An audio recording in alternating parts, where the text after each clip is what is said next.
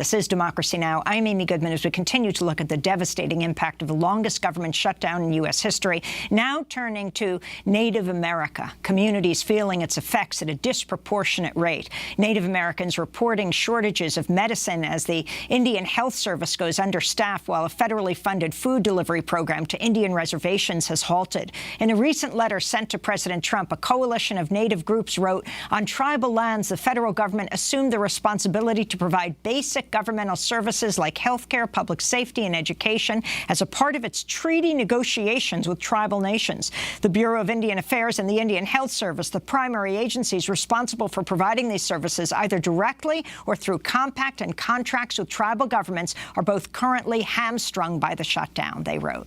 Democratic Congress members held a hearing Tuesday on the effects of the shutdown on health, education, employment in Native communities. Aaron Payment, chair of Sault Ste. Marie Tribe of Chippewa Indians, spoke at the hearing. This shutdown violates the trust responsibility to tribal governments and adds to the trail of broken treaties. Federal agencies that provide critical government services to our nations are caught up in unrelated politics over funding for a southern border wall. Meanwhile, our tribal welfare hangs in the balance. No matter who is at fault, the shutdown threatens to abrogate the treaty and trust obligation to tribes. Federal funding that tribes receive is woefully inadequate to begin with, yet is based on the cessation of 500 million acres of land that American Indian tribes ceded to the federal government. My tribe and 4 other tribes in Michigan in the 1836 Treaty of Washington ceded 14 million acres of land in exchange for our rights to hunt and gather and fish and health, education, and social welfare into perpetuity. Tribes prepaid in full for our federal funding. Since we cannot foreclose on the land, we expect the federal government to fulfill the treaty and trust responsibility. I'm here to remind the Trump administration that your mortgage payment is due. For more, we go to Washington, D.C., where we're joined by Mark Trahant, editor of Indian Country Today, member of the Shoshone-Bannock tribes. Mark, describe what's happening as a result of the shutdown to Indian Country.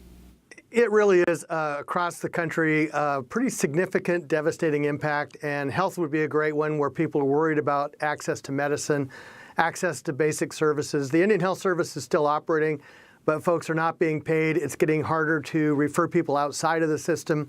One stat that most people don't know is that 60% of the Indian health system is actually run by tribes or nonprofit organizations, not the federal government. So to have those organizations have to basically bail out the federal government is really extraordinary.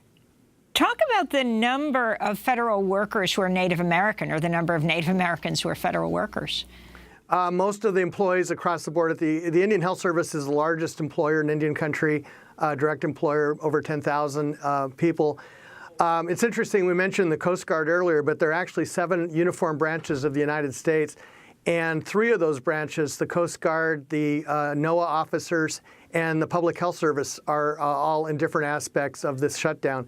And in many reservation clinics, it's the Public Health Service that has physicians and dentists and some of the other folks serving tribal members.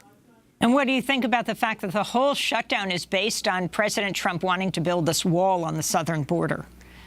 It really is crazy, especially when you think that it's not a $5.7 billion project. It's just a down payment. And if this is to go and to end, it's going to be a much longer term, because we're really talking about 25 or 30 or $40 billion. And this dispute is not going to go away unless there's a resolution. And that's why I think it's so important that the conversation get broader than just what it is. You know, we just played that clip from the congressional hearing. What difference does it make that we have this first, just this month?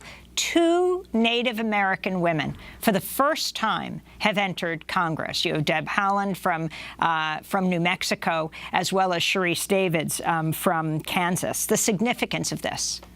The significance of that was just striking. For the first time involving a Native community, the leadership of the House Democrats turned to these 2 Native American congresswomen, Sharice Davids and Deb Haaland, and said, why don't you ask the questions first? And so it started with a frame of here's what Indian countries think, defined by Indian country. And if you think of the long narrative of this country, that is just a shift in many, many ways. It's inspiring. That part of the story, I think, is, wow, this is the way it should have been a long time ago. This is Carrie Hawk-Lassard, Executive Director of Native American Lifelines, which offers health services in Baltimore and Boston, addressing the hearing on Tuesday.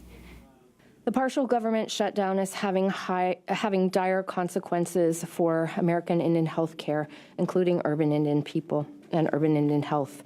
The federal government has an affirmative obligation to provide health care to our people. This trust responsibility stems from treaties and longstanding U.S. policy and jurisprudence. The shutdown of IHS is directly at odds with that obligation. The impact of an IHS shutdown is that already chronically underfunded facilities are forced to make extremely difficult decisions without any other options. Facilities will not be able to provide care to patients.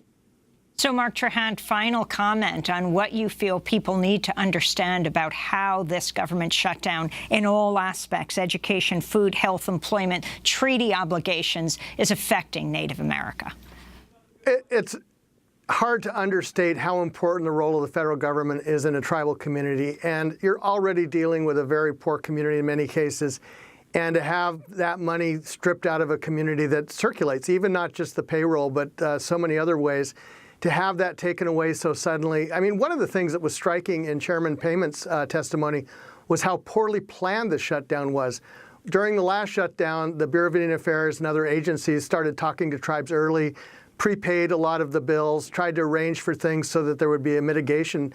This time it just happened. It happened so suddenly because it was after Trump changed course.